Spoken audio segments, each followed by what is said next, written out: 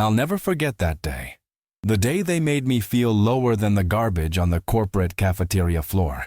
My name is Alexander Mendez, and I'd been working as an administrative assistant at Monterrey Industrial Group, one of the country's most important companies, for 6 months. From the beginning, I knew it wouldn't be easy.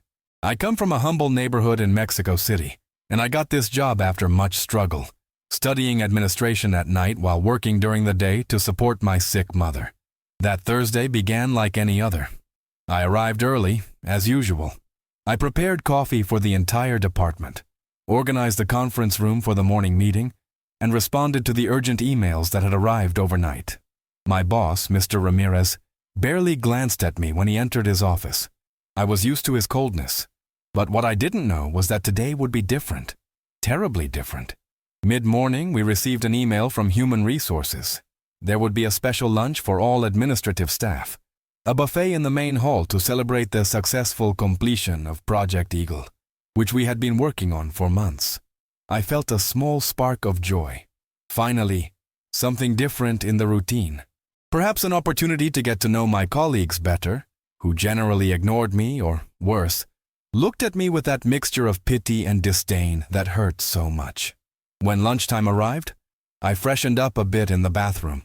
I adjusted my tie, the only one I own, a gift from my mother when I got the job. I combed my hair and practiced my best smile in the mirror. Today will be different, I told myself. Today I'll finally fit in. Upon arriving at the main hall, I was impressed. They had set up tables with white tablecloths, centerpieces with fresh flowers, and a buffet that looked like it came from a luxury hotel. There was everything. Fine cuts of meat, seafood, elaborate salads, desserts that looked like works of art. My stomach growled. Normally I brought food from home, a simple sandwich prepared the night before, to save money. I looked around for a place to sit. The tables were filling up quickly. I saw the marketing team gathered in one corner, laughing loudly. The legal department occupied another table, with their impeccable suits and conversations about golf. The finance people were together as always.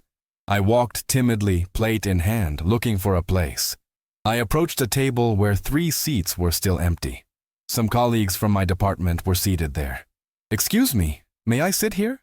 I asked, trying to sound confident. Ricardo, the senior analyst, looked me up and down, and then exchanged a glance with Monica, the coordinator. "Sorry, Alexander," he said with fake kindness. "These seats are reserved for the special projects team." "But I collaborated on Project Eagle too," I replied, feeling my throat tighten.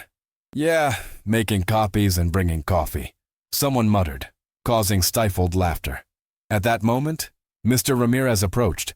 I thought maybe he would intervene on my behalf, say something about my dedication or my extra work at night. But no. "Alexander," he said in that condescending tone he used with me, "I think you'll be more comfortable eating in the break area on the 2nd floor. We're discussing important matters about the next project here." I was paralyzed. The break area was where the security guards and cleaning staff took their meals. I had nothing against them, of course, but the message was clear. They didn't consider me part of the team. "But sir, That's an order, Alexander.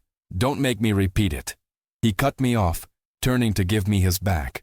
I felt all eyes on me. Some with pity, others mocking, most simply indifferent.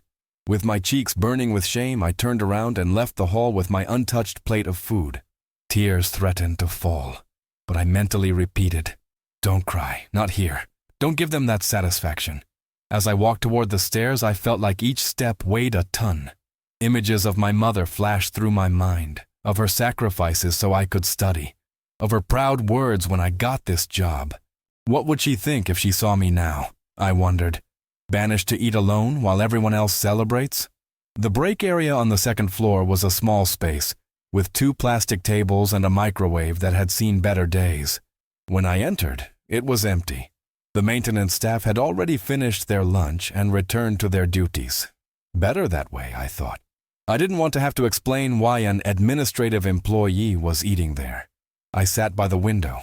From there, I could see the company parking lot and, beyond it, the skyscrapers of the financial district. So many dreams, So much struggle to get here, and now I felt more alone than ever.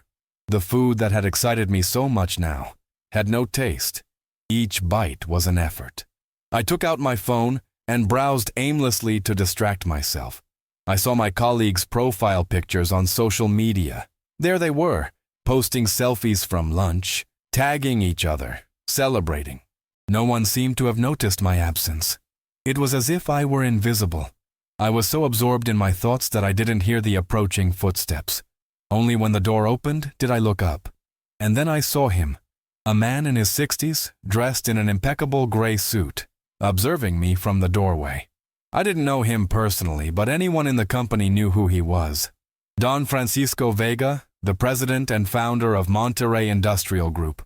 I jumped to my feet, almost knocking over the chair. "Good morning, sir," I said nervously, wondering what the most powerful man in the company was doing there. He looked at me with curiosity, without the coldness I was used to from my superiors. "Good morning, young man. Is this seat taken?" he asked, pointing to the chair across from me. "No, not at all, sir," I stammered. To my absolute surprise, Don Francisco sat down across from me. He brought a plate of food from the same buffet and a bottle of water. I froze, not knowing what to do or say. "Do you mind if I join you?" he asked naturally. "Sometimes I need to escape the noise and the flattery. Up here there's more authenticity." "Of course I don't mind, sir," I replied, still in disbelief. "What's your name, young man?" "Alexander Mendez, sir. I'm an administrative assistant in the operations department." Don Francisco nodded, as if my name sounded familiar. He began to eat calmly, as if it were the most normal thing in the world to share a table with a simple assistant like me. "And what's an administrative assistant doing eating alone up here during the Project Eagle celebration?" he asked after a few minutes of uncomfortable silence. I hesitated. I didn't want to seem like a complainer or create problems. "Say something generic," I thought. "I prefer the quiet, sir," I lied. Don Francisco looked me directly in the eyes. He had a penetrating gaze, the kind that seems to read your soul. "The truth, young man. In this company, we value honesty above all else." I took a deep breath. Something in his tone made me feel I could speak honestly. "I was asked to eat here, sir. Mr. Ramirez considered that I shouldn't be in the main hall while they discussed important matters." A shadow of displeasure crossed Don Francisco's face. "And did you work on Project Eagle?" "Yes, sir. I stayed late organizing the files, updating the databases.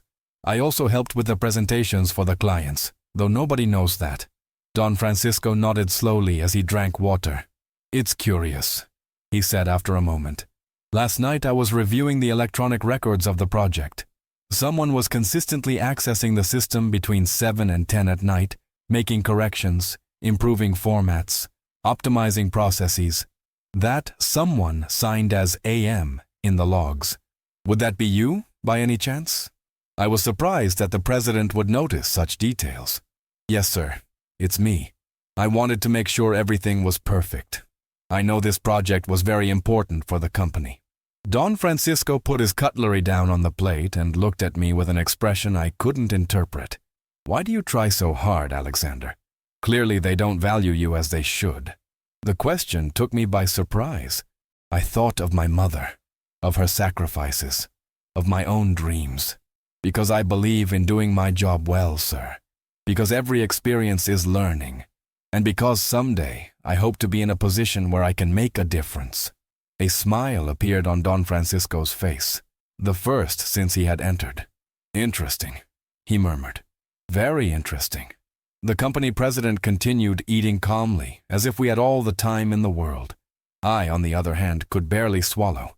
Having Don Francisco Vega in front of me, sharing a table in that humble room, was something I would never have imagined. "Tell me about yourself, Alexander," he suddenly asked. "Not about your work, about you." I hesitated again. What could a man like him find interesting about my life? "There's not much to tell, sir. I grew up in Iztapalapa, a neighborhood in the east of the city. My mother raised me alone, working as a seamstress. I studied administration at the public university, always in the evening because I worked during the day to help at home. I got this job 6 months ago, and it's been educational. Don Francisco nodded, listening with genuine interest. "And your father?" he asked. "He abandoned us when I was 4, sir. I don't remember him well." A strange expression, almost of pain, crossed the businessman's face. "Life can be very hard, young man. Sometimes it tests us in ways that seem unfair. My mother always says difficulties forge character," I replied. "A wise woman, your mother," he said with a smile. "You know, I also come from a poor neighborhood, Santa Maria la Ribera, when it was still a marginalized area. My father was a mechanic. My mother cleaned houses. I started this empire with a small repair shop. I was surprised by that revelation. Don Francisco Vega, the industrial magnate, had been poor like me. In the business profiles I had read about him, they never mentioned his humble origins. I didn't know, sir. Few do. People like to create myths about success. Imagine that we were born with a magic wand or with superhuman talent." He paused and looked at me intensely. "The truth is that success comes from hard work, perseverance, and sometimes from being in the right place at the right time." We continued talking for several more minutes. Don Francisco asked me about my goals, my dreams, the ideas I had to improve the company. We spoke so naturally that I almost forgot who I was sharing that moment with. Suddenly, Don Francisco looked at his watch. "My, it's getting late. I must return to the celebration," he said, standing up. I stood up too, feeling strangely sad that our conversation was ending. "It's been an honor to meet you, sir," I said sincerely. "The honor has been mine, Alexander," he replied, and then added something that left me frozen. "You know, it was no coincidence that I found you here." "What do you mean?" "I've been watching you for some time. Your overtime, your dedication, the improvements you've quietly implemented. Not many young people have that work ethic nowadays." I didn't know what to say. The company president had been watching me. "There's something else you should know," he continued. "Project Eagle wouldn't have been a success without your behind-the-scenes work. Those presentations that nobody knows you improved were crucial in the final negotiation." I felt a lump in my throat. Finally, someone recognized my effort. "Thank you, sir. That means a lot to me." Don Francisco put a hand on my shoulder. "No, Alexander. Thank you. And now I think it's time to return to the main hall. Together." "But Mr. Ramirez said—" "Mr. Ramirez works for me, not the other way around," he interrupted me with a smile that combined kindness and authority. "Besides, I have an important announcement to make, and you must be present." Without giving me time to respond, Don Francisco headed for the door. I followed him, confused but intrigued. We descended the stairs in silence. My heart was beating hard. What announcement would he want to make, and why was it important that I be present? Upon reaching the door of the main hall, Don Francisco stopped and looked at me. "Get ready, young man. Sometimes life takes unexpected turns." And with those enigmatic words, he opened the door, and we entered together the hall where everyone had been celebrating without me just half an hour ago. When we entered the hall, the scene seemed to freeze gradually. First, it was those near the door who noticed Don Francisco's presence. Their conversations abruptly interrupted, and their gazes turned toward us. Then, like a wave, the silence spread throughout the room. The laughter died down, glasses were suspended in midair, and suddenly everyone stood up. It was protocol when the president entered any meeting. But what no one understood, what caused confused looks and furrowed brows, was why Don Francisco Vega, the most powerful man in the company, was escorting a simple administrative assistant. I saw Mr. Ramirez's incredulous face. He looked like he'd seen a ghost. Ricardo and Monica exchanged puzzled glances. Some whispered among themselves, trying to understand what was happening. Don Francisco, oblivious to the commotion he had caused, walked with a firm step toward the center of the hall, indicating with a gesture that I should follow him. I felt like I was in a dream, or perhaps a nightmare. All eyes were fixed on me, the same person who had been expelled from that place less than an hour ago. "Please continue enjoying this well-deserved celebration," said Don Francisco with his powerful voice, accustomed to being heard. "I'm only briefly interrupting to make an announcement that cannot wait." The Human Resources Director approached solicitously, offering him a microphone. Don Francisco took it, but didn't remove his hand from my shoulder, keeping me visibly at his side. "As you all know, Project Eagle has been a resounding success," he began. "We've closed the most important contract in the history of our company. The clients are satisfied. Stocks have risen 12% since this morning, and the future looks promising." Enthusiastic applause filled the hall. He raised a hand to silence them. "However, today I'm not here to talk about numbers or contracts. I'm here to talk about values, about the values that founded this company 30 years ago, and that sometimes I fear we forget on the path to success." A tense silence settled in the atmosphere. No one knew where this speech was going. Teamwork, humility, recognizing the effort of each member, regardless of their rank or seniority, these are the pillars on which I built this group. His gaze swept the room, momentarily pausing on Mr. Ramirez, who seemed to want to disappear. "Today I had a revealing experience," continued Don Francisco. "While everyone was celebrating here, I found a young man eating alone in the break area on the second floor. A young man who was denied a place at this celebration, despite the fact that his contribution to Project Eagle was, as I just discovered, fundamental." Murmurs began to spread. Several glances were directed at me, some confused, others embarrassed. "Alexander Mendez," he said my name clearly, making me blush, "is the one who optimized the presentations that impressed the clients, who reorganized the database to facilitate access to critical information, who stayed until late at night making sure every detail was perfect." Mr. Ramirez turned pale. Ricardo and Monica lowered their gaze. "And yet," Don Francisco's voice took on a harder tone, "today he was ordered to eat outside this hall. He was excluded from a celebration he had every right to attend." The silence was now absolute. I could feel the gazes on me, but they were no longer of disdain or indifference. There was surprise, shame, and in some cases, a new respect. "This," continued Don Francisco, "does not represent the values of our company, and I will not tolerate it." My heart was beating so hard I feared everyone could hear it. What did all this mean? Was Don Francisco really defending me in front of everyone? "Therefore," his voice changed, adopting a more ceremonious tone, "I have two announcements to make." Everyone held their breath, including me. "First, starting today, Alexander Mendez will no longer be an administrative assistant." I felt the ground opening beneath my feet. Was he firing me? All this spectacle to publicly humiliate Mr. Ramirez and then get rid of me? But before I could fully process what was happening, Don Francisco continued. "He will be promoted to Coordinator of Innovation and Continuous Improvement, reporting directly to the presidency." A collective gasp ran through the hall. I myself stopped breathing for a second. Had I heard correctly? "It's a new position," explained Don Francisco, "that we created specifically to take advantage of the talent and fresh vision of young people like Alexander. His first project will be to analyze and optimize our internal processes, starting with organizational culture and merit recognition." I couldn't believe it.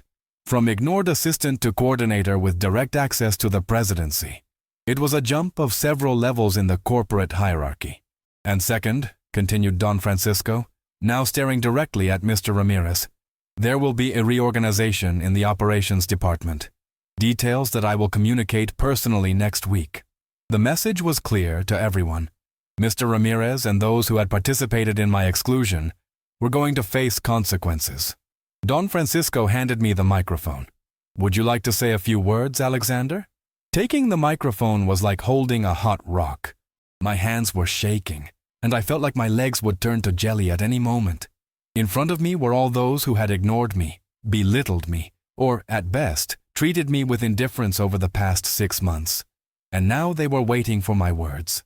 I saw Mr. Ramirez with his poorly disguised look of panic, Ricardo and Monica unable to meet my gaze, executives from other departments observing me with curiosity, as if seeing me for the first time, though we had passed each other in the hallways hundreds of times. I took a deep breath. My mind was racing. What should I say? Show triumph? Humiliate them as they had humiliated me? Or be magnanimous and forgive? I thought of my mother, of her teachings, of her strength in the face of adversity.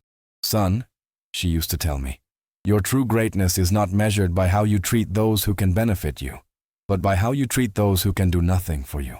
"Thank you, Don Francisco," I began with a voice that tried not to betray my nervousness. I'm surprised and deeply grateful for this unexpected opportunity." I paused, trying to organize my thoughts. When I entered this company 6 months ago, I did so with the hope of learning, of growing professionally, and of contributing my small grain of sand to the success of a group I admired from the outside. I knew it wouldn't be easy, that I would have to prove my worth through hard work and dedication. I saw some heads nodding slightly. "What I perhaps didn't know then," I continued, feeling my voice gaining strength, "is that sometimes work and dedication are not enough, that there are also invisible barriers, silent prejudices that have nothing to do with a person's abilities." The atmosphere tensed. Several of those present shifted uncomfortably in their seats. Today I could stand here and point out those who made me feel less, those who excluded me from this celebration. My gaze briefly slid over the table where I had been rejected earlier. I could use this moment to take revenge for the snubs, the disguised mockery, the condescending comments. Mr. Ramirez began to visibly sweat. Others lowered their gaze, perhaps recognizing themselves in my words. "But I won't," I said firmly, "because if I've learned anything in life, it's that resentment only poisons the one who harbors it, and because I firmly believe that we all deserve second chances." There was a murmur of contained surprise. They clearly expected a speech of reproach, not reconciliation.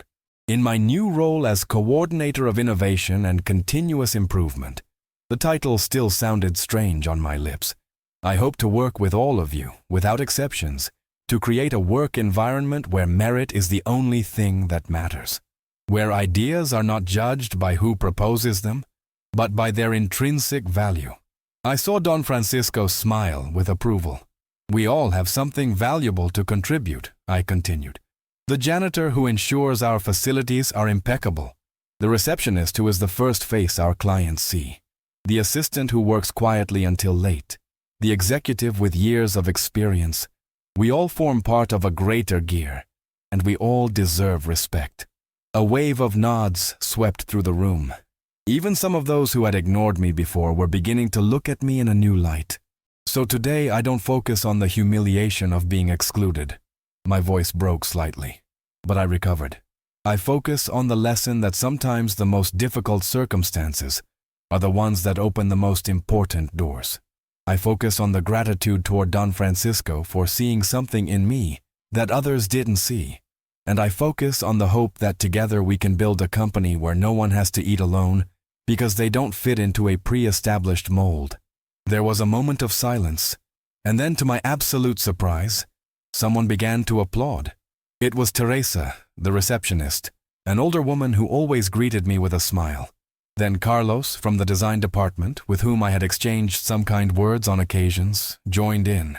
And after that, like a chain reaction, the applause spread throughout the hall. Some stood up. Don Francisco was applauding enthusiastically, his gaze full of pride, as if he had bet on a winning horse and was watching it cross the finish line. Mr. Ramirez was applauding mechanically, his face a mask of falsehood. Ricardo and Monica had joined the applause belatedly, evidently uncomfortable. But the majority were applauding with genuine enthusiasm, perhaps because they saw something universal in my story, the struggle of the underestimated, the ignored, who finally gain recognition. When the applause finally died down, Don Francisco took the microphone again. "These are the words of a true leader," he said with conviction. "Someone who understands that power is not in humiliating others, but in elevating them. Alexander, I'm more convinced than ever that I made the right decision." He then addressed all those present.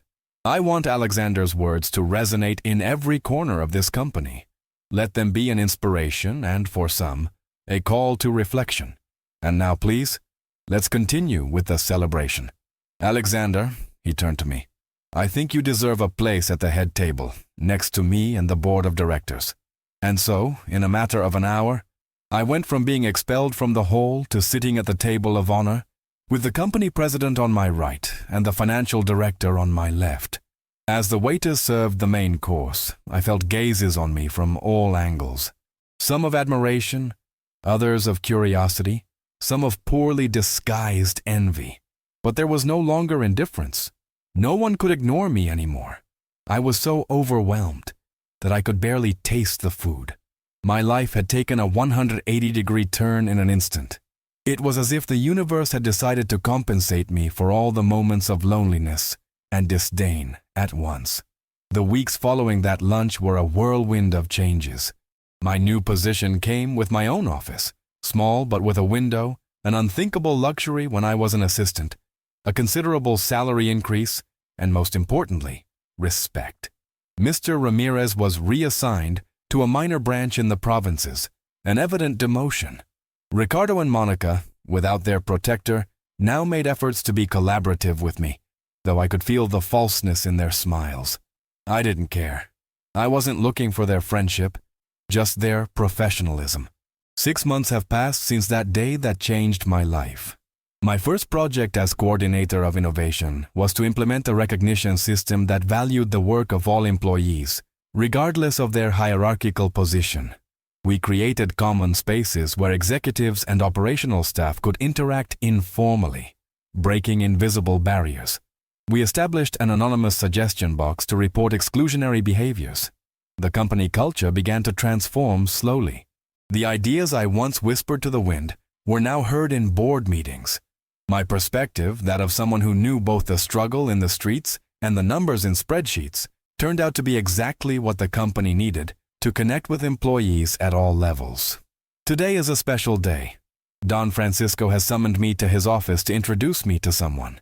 When I enter, I find him accompanied by an older woman, about 70, with a serene dignity in her face that seems vaguely familiar. "Alexander," Don Francisco says to me with a warm smile, "I want to introduce you to Doña Carmen Vega, my mother." I freeze. Don Francisco's mother? Here at the company? I extend my trembling hand. "A pleasure to meet you, ma'am." She takes my hand in hers, rough from years of hard work, and looks at me with an intensity that disconcerts me. "The pleasure is mine, Alexander. I've heard so much about you in these months." "Mom comes every year for the family foundation meeting," explains Don Francisco. "She wanted to meet you personally. We sit and chat amicably about my work, my projects, my vision for the company. Doña Carmen observes me attentively, as if evaluating me. There's something in her gaze that I can't decipher. Francisco has told me how he found you eating alone that day," she finally says. It reminded him so much of his father. Don Francisco nods, with a nostalgic gleam in his eyes. "My father worked for years in an auto parts factory," he explains to me. "He was a brilliant man, self-taught, full of ideas to improve processes. But no one listened to him. He was just another worker. One day, the factory owner found him eating alone in the warehouse, excluded by the supervisors. He sat with him, they talked, and he discovered his talent. He gave him a chance." "That man changed our lives?" interjects Doña Carmen. "He lifted us out of poverty by believing in Miguel, Francisco's father." "But the story doesn't end there," continues Don Francisco. "Years later, when that man retired, he sold the factory to my father at a symbolic price. That was the beginning of our business group." I'm left speechless. I start to understand why my story had resonated so deeply with him. "When I saw you that day, eating alone while everyone celebrated," Don Francisco tells me with contained emotion, "I saw my father. I saw that same ignored talent, that same silent dignity, and I knew I had to do what that man did for my family years ago. Give you a chance." Doña Carmen takes my hand again. "Life is a circle, young man. What is given, returns. My husband died 10 years ago, but his legacy continues, and now you are part of that story." I feel a lump in my throat. Everything makes sense now. It wasn't a coincidence. It was something bigger, a chain of events that began decades before my birth. "There's something else we want to tell you," says Don Francisco, exchanging a glance with his mother. "The Family Foundation awards a full scholarship each year for talented employees to study an MBA abroad. This year, the board has unanimously chosen you as the recipient. The impact of his words leaves me breathless. An MBA abroad? It was a dream I hadn't even dared to dream. I don't know what to say, I stammer. Say yes, smiles Doña Carmen, and that when you return, you'll continue passing on what you've learned, that you'll continue the chain. That night, upon arriving home, I find my mother knitting in her favorite armchair. Seeing me enter, she immediately notices that something has happened. What is it, son? You have such a look. I sit beside her and tell her everything. About the scholarship, about Don Francisco's story and his father, about how a gesture of humanity can change entire generations. As I speak, I see how tears begin to fill her tired eyes. You know what this means, Mom? You can stop working. We'll buy a better house in a safer neighborhood. Your health problems. She puts a finger on my lips, silencing me tenderly. All that is wonderful, Alexander. But do you know what's most important to me? She pauses, wiping away a tear. That finally the world sees what I always saw in you. Your worth, your potential, your heart. I hug her tightly, letting all the emotions accumulated for months flow freely. I remember that humiliating day when they sent me to eat alone. The pain I felt then, the shame, the feeling of not belonging. And I look at where I am now. How what seemed like a humiliation became the turning point of my life. Sometimes when I pass by the break area on the second floor, I stop for a moment. I look at that plastic table where I shared a meal with Don Francisco Vega, and I feel deep gratitude. Because sometimes, what seems like our lowest moment is only the prelude to our greatest opportunity. Today, as I prepare my luggage to fly to Boston, where I'll pursue my MBA, I think of all the talented young people who, like me, eat alone in some corner of some company. Those who are underestimated, ignored, excluded. And I promise myself that when I return, when I occupy positions of greater influence, I'll look for those young people. I'll sit with them. I'll listen to their ideas. I'll give them the opportunity that was once given to me.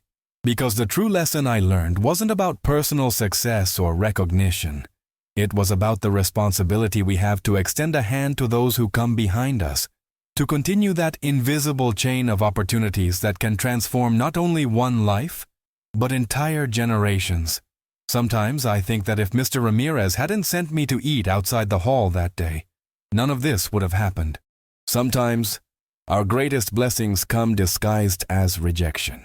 Sometimes, being excluded from the table is just the first step to sitting at the head. My name is Alexander Mendez, and this is my story. The story of how I went from eating alone to sharing the table of success.